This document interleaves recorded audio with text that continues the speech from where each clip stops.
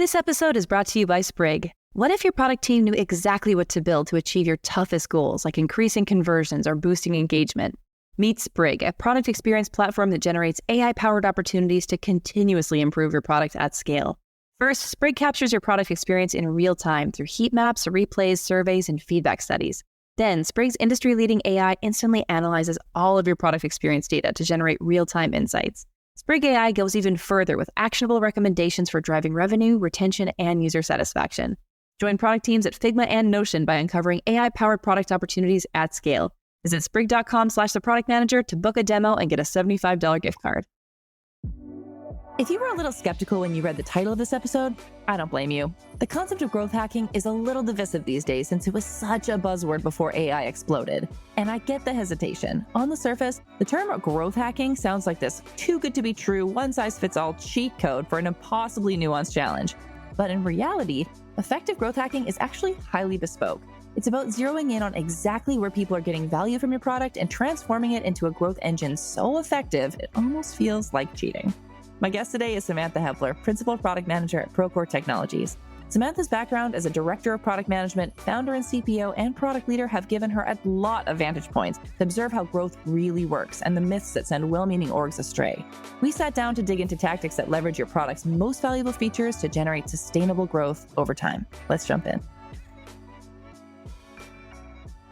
Welcome back, listeners. If you're joining us for the first time, I'm Hannah Clark with The Product Manager, and we are a community of tenacious product leaders here to share the weight of scaling your product. Our members are SaaS-focused PMs, genuinely in love with their work, and are driven to help others succeed. So if you want to hear more about that, head on over to theproductmanager.com/membership. And today, let's get on with our show. We're speaking with Samantha Hepler, and we're so excited to have you with us, Samantha. Thank you so much. Hey, thank you so much for having me. So can you tell us a little bit about your background and how you ended up where you are at Procore? Yeah, sure thing. So I began my product management at a company called Stimmons Enterprise out of Houston, Texas. It's a SaaS platform aiming to be an enterprise-grade Notion for real estate verticals. There, I really took a comprehensive approach. I set best practices, I spearheaded strategic roadmaps, oversaw product teams, and launched our professional services division. My focus was always on accelerating our time to value, carving out market niches, and enhancing our go-to-market strategies, which ultimately improved our engagement with reselling and implementation partners alike. Simmons, I really got to embrace my entrepreneurship journey with Seeker Pitch. It's a company I founded, and I took that product 0 to 1. The venture wasn't just about building a product, but really understanding deep user needs, connecting job seekers and recruiters in innovative ways. And eventually, I had a successful exit in May of 2022. Seeker Pitch is now in great hands, continuing to push along today, but definitely learned a lot of lessons along the way. After Seeker Pitch, I popped on over to Kong, where I helped direct a team to leverage our API management platform, Kong Connect, beyond just its core functionality. So really the value add features of the product, focusing on our user engagement and retention through strategic feature development and honing in my skills around product-led growth in a largely enterprise sales-led organization. So I influenced everything from not just product strategy, but also cross-functional alignment with sales and marketing.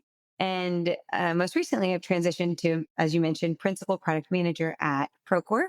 I'm focusing on a platform functionality around workflows and helping our customers experience automations and reducing time around executing processes in the construction industry. So happy to kind of come full circle back into real estate and really am enjoying my time at Procore so far. That's great to hear. Oh, congratulations on the new role. So today we're going to be focusing on growth hacking, even if you're not officially a growth PM. So to start us off, what would you say a lot of orgs are getting wrong about growth strategy? You know, when it comes to growth strategy, I think many organizations, particularly those at Series C or D stage with consistent revenue, often get a couple of things wrong. And I preface it like that because, if you're a company and you just launched, in the last 6 months, you probably are a little too early to be considering a growth strategy. And then growth strategies really change at different stage you are in the company. So really honing in and kind of that sweet spot around Series C or Series D, we start to see that executives really become disconnected from their customers. They're so focused on their competitors, their investors' visions of the future, high-level strategies, and they lose sight of what truly matters around understanding user behavior and needs.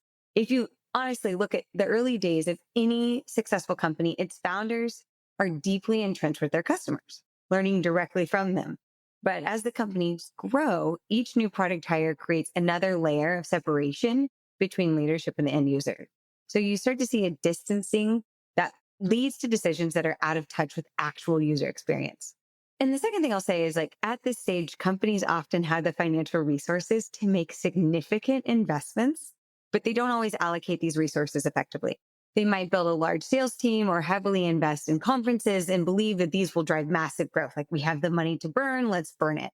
And you know what? I've been at a company where the CEO put a huge emphasis on something as trivial as collect as many email addresses at this conference as you can, thinking this was a key growth strategy. And I mean, we were giving away swag. And so if all they had to do is give us an email address, they don't really care. And so this approach was completely misguided. It was the cost of brand awareness ultimately did not provide the compounding returns we anticipated because we weren't targeting the right personas, nor did we have the proper growth engine in place to even, let's say any of those email addresses did convert to, oh, let me go and check out your product. We didn't have the growth engine in place to provide that immediate value for them to want to keep returning or use our product more. Essentially, it's like pouring fuel in a fire. And if you don't have that sustainable growth engine to keep that fire burning, it fizzles out. So instead of these short-term tactics, what's really needed, in my opinion, is focusing on building that sustainable growth strategy that continuously fuels the company's expansion in a way that's sustainable, and sustainability being the key term here. I can absolutely see how a little bit of swag does not a long-term customer make. So how should PMs, especially regardless of specialization, be thinking about growth? You know, I read this LinkedIn post that really stuck with me recently, and unfortunately, I cannot recall the author or I would give them credit. But essentially, it was about not giving up as a startup founder. And it was telling the story of this founder who had talked about how they were turned down consistently by investors who just didn't get their vision, or they said, you know, Google's going to do it. So why would I invest in you to do it? Google's definitely going to do this. But the founder kept going. They stuck to their guns. They eventually succeeded. And looking back, this founder realized something. They were never competing against Google. They were competing against a product manager at Google, is what they said. And so own your numbers. There's no reason you shouldn't know exactly how much revenue your product area generates. Track its growth, understand the projections, set those clear monetary goals, and don't wait for your VP or your director to hand this to you. Oftentimes we see leveling in organizations where the PM is really focused on the features and kind of the grunt work, and then you'll see a director come in and present the numbers, and there's a disconnect here. It's fine if the director's presenting them, but you should know them like the back of your hand. It's your job to drive that revenue with your product. So you better know your numbers cold. And thinking like an owner, act like the CEO of your product. Even if you're a platform PM, which by the way is what I'm doing right now, and don't see necessarily a direct line to revenue, get creative. It's not an excuse to sit back.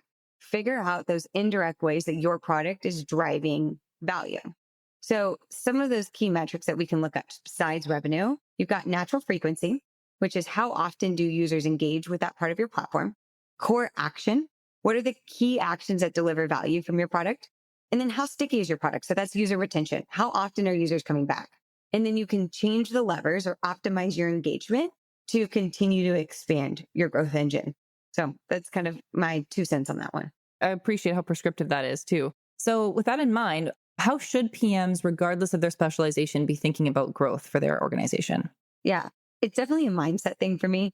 I recently read this LinkedIn post that stuck out about a founder who was taking their idea to a bunch of investors. And one of the biggest things that they heard and the reason why they were rejected in their fundraising round was Google's going to do it. And the founder, you know, looking back was like, and he finally succeeds. He didn't give up. Was like, I never felt like I was competing against Google. I was actually competing against a product manager at Google. He's right. 9 out of 10 times you're not up against a growth-minded PM. And I think what makes a growth-minded PM is they actually look at their area of business as if they're like a mini CEO of their product area. If these PMs are at a company where you have product market fit, you have customers, you're not struggling for funding, you have a winning hand to exponentially grow your product area. You just got to figure out how. All right. So this is interesting. So what are some of the growth tactics that PMs can actually implement? Yeah, there's quite a bit. One of my favorites are growth loops. I have to very much credit the team over at Reforge, led by Brian Balfour. If you're kind of newer to product management or looking to uplevel your skills, I highly recommend a lot of their content over there. But this is essentially where I learned my foundational understanding of growth loops. And essentially, my entire life, I heard about funnels.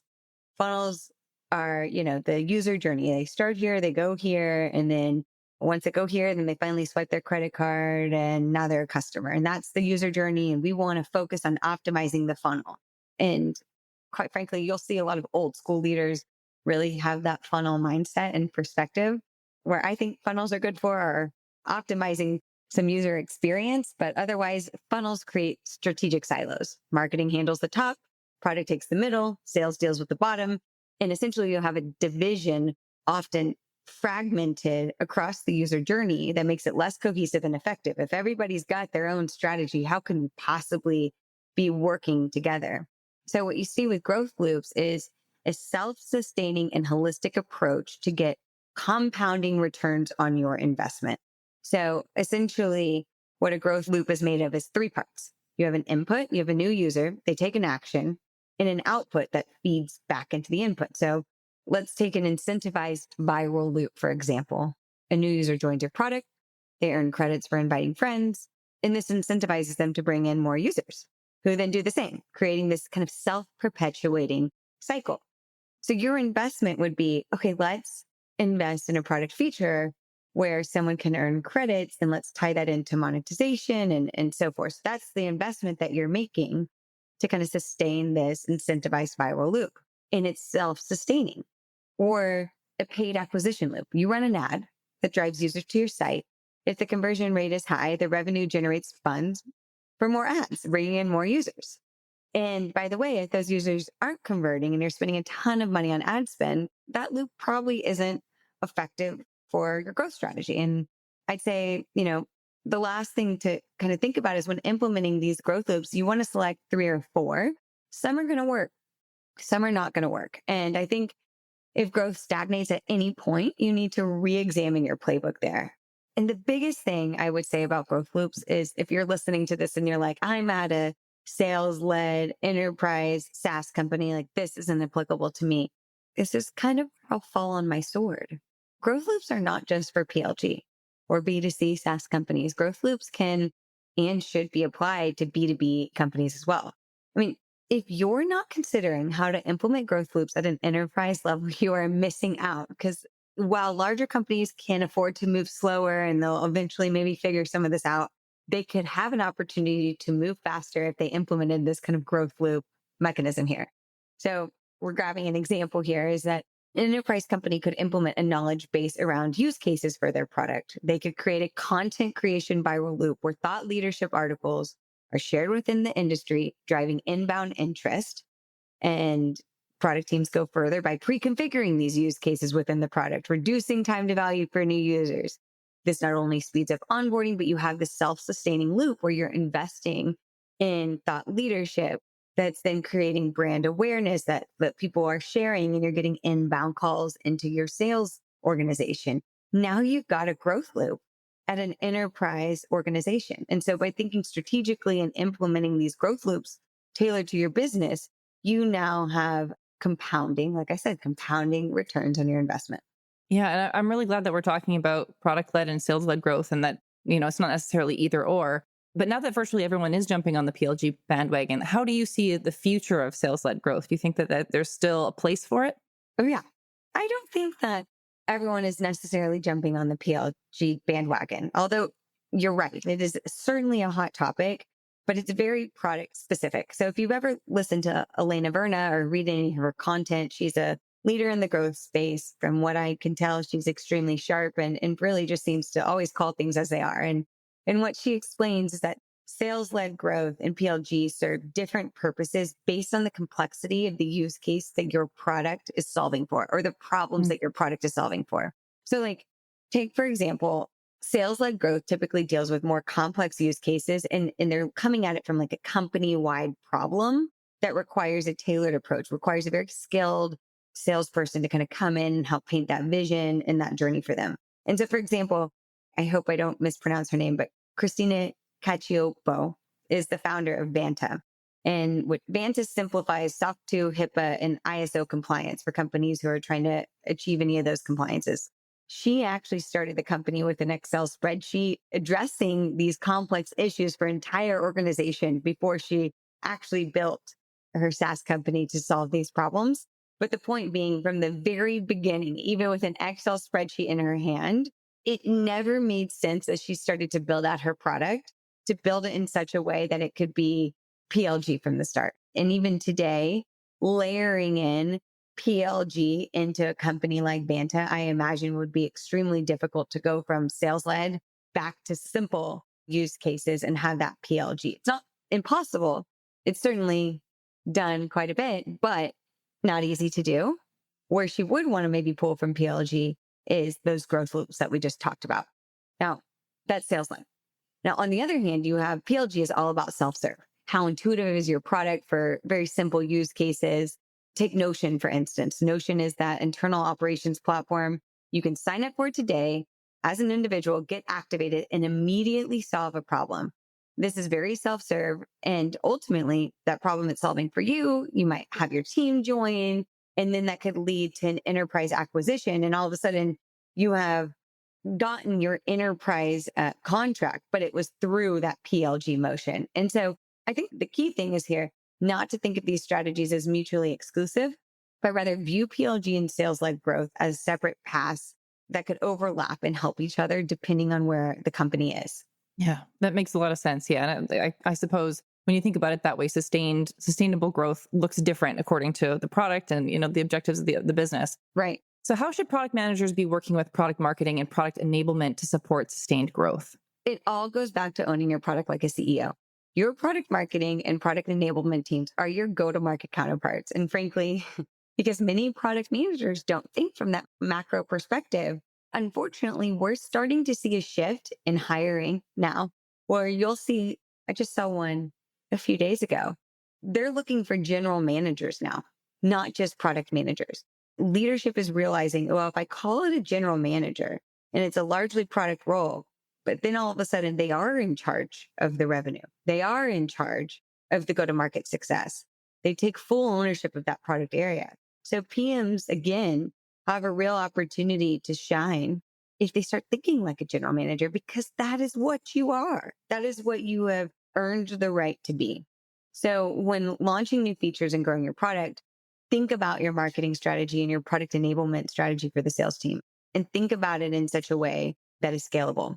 So again, pardon any mispronunciation, but Kari Saarinen is the CEO of Linear, and he recently wrote something about how his company ties marketing tiers to their feature releases. And so what this does is, depending on the feature size, I'm paraphrasing here and I know nothing of his internal operations, but based on my interpretation of what he wrote is you've got big features, medium features and small features, and they are each tagged to a certain marketing tier. So nothing ever falls through the cracks. Marketing knows exactly their plan that they're going to carry out depending on the tier of the feature. And then similarly, Airbnb has just recently restructured their organization to move their product team into more of a product marketing manager role.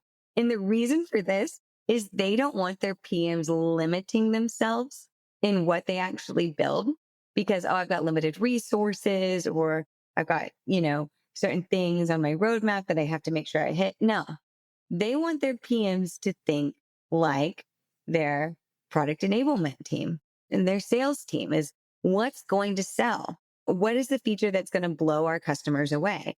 And once they kind of think like visionaries, they can actually then back in to their features.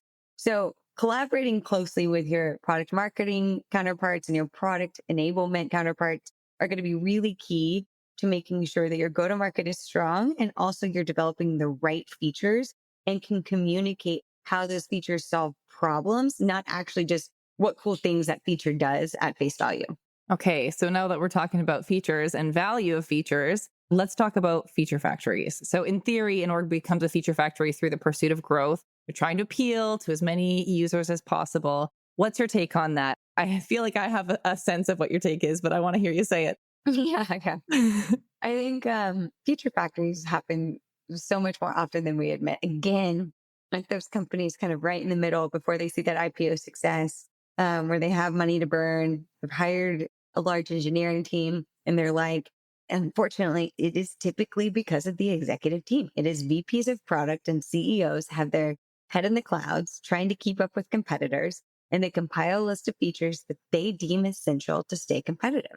And as a result, teams scramble to deliver these features, often without any clear strategy or understanding of their impact, ever having a conversation with their customers. I have worked at companies where I'm required to have 20 customer conversations a month, and at companies where I probably talk to my customers, this was earlier in my career, but I probably talk to my customers once a month if I was lucky. And so eventually these companies, hopefully those who make it, will realize that nobody ever IPO'd by trying to keep up with competitors. They IPO by creating disruption. Just how you got to where you are today, that C or D, you created disruption. You have to continue to disrupt. You don't need to chase table stakes of what your competitors have. So that's what causes the feature factory. And so instead of a feature factory, I really recommend combining that customer feedback with very strong data analysis that allows you to understand not only your growth metrics, but have that quantitative growth model and really understand not just your market, but your customers. So you also have to have that qualitative aspect, and you can cohesively craft your roadmap from there. You should be willing to stand by your roadmap and explain why every single feature is there from an output perspective. What output is it going to have? Not what features is it going to give me, but what is it going to do? What impact is that going to have? And so it's not just about catching up with competitors or aiming for a spot on Gartner's Magic Quadrant. That's just a misguided approach. So I think you focus on the data, you understand your unique market position, and you commit to a strategic roadmap. And then that's how you create that meaningful disruption and sustained growth by kind of staying in your lane, focusing on what you're good at, not what competitor B is doing over here. I mean, don't have your blinders on completely, but they shouldn't be looking to your right the entire time. And I guess that ties in also with this notion of identifying, your core action that drives revenue or that keeps customers retained. So how can product managers isolate the core action within their product that is most correlated with retention? Yeah, it's a good question because it builds on like, okay, well, if I'm not a feature factory, well, what am I building? And I think oftentimes there are products that provide so much value for so many different personas that they don't understand how to isolate your core action. And I actually don't necessarily believe that if you have a lot of different kind of value propositions and different personas, that the core action, you're always going to have one. You're probably going to have multiple. And so if product managers are actually listening to this, it's really important to understand the core action for your area. So the first thing that you want to do before you even kind of get to core action is make sure you understand the natural frequency of your product. So Airbnb might be once a quarter when someone books a house. Well, for Instagram, the natural frequency could be hourly. So once you understand your natural frequency, you can begin to make some hypotheses around what is my core action. So for example, on Pinterest, the core action could be, is it searching for something? Is it pinning something? Or is it actually clicking on the link and going somewhere else? I don't know what the core action is, but I know that if I say, show me, do customers stick around longer if they search, pin, or click? My bet is that it's pin. If they're pinning and they're creating boards, they're probably going to come back and look at their boards later. And that's where you want to optimize. My goodness, remove all barriers to entry and allow users to pin as easily as possible. I was in Colorado a few weeks ago and I spontaneously decided, let's stay longer. Tomorrow, let's find an Airbnb and let's stay for another week. So I go on Airbnb, there's single sign-on with Google, and I quickly message a host and am able to book something if I'd like. In contrast, I was like, well, I'm going to check VRBO. Why not? Well, their interface showed me hundreds of booked listings showing the label booked next to each one, creating unnecessary resistance to me hitting that core action of clicking the book button. And I mean, this experience could not underline the importance more of optimizing your product to make the core action frictionless. if the VP of product over at VRBO is listening to this, please, consider that. I want to book stuff on your website. So something else to consider is that what if you're a platform PM? What's my core action? You can apply this model to any part of your product. Imagine that you're in charge of notification, and that's a platform PM feature. You need to make the best notification experience that anybody's ever seen. How often do people set notifications? What are the types of notifications? Which ones are more effective? What is the core action of your notification engine? It's probably turning them on. And your goal is to drive users back to your product, getting them to engage with your notification platform and to perform those core actions repeatedly. If they have turned notifications off, you have churn in your part of the product. And as a mini CEO, it is your duty to figure out why you have that churn.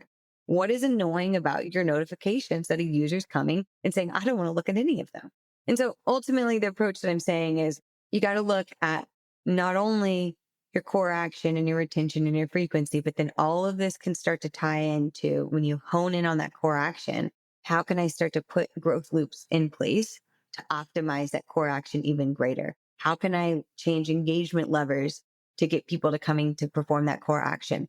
The longer someone's on your platform, the more they see value, the more they keep coming back, the more opportunities you have to monetize that user. And the stickier your product is. That's what you want. That's growth. Excellently put, I have to say.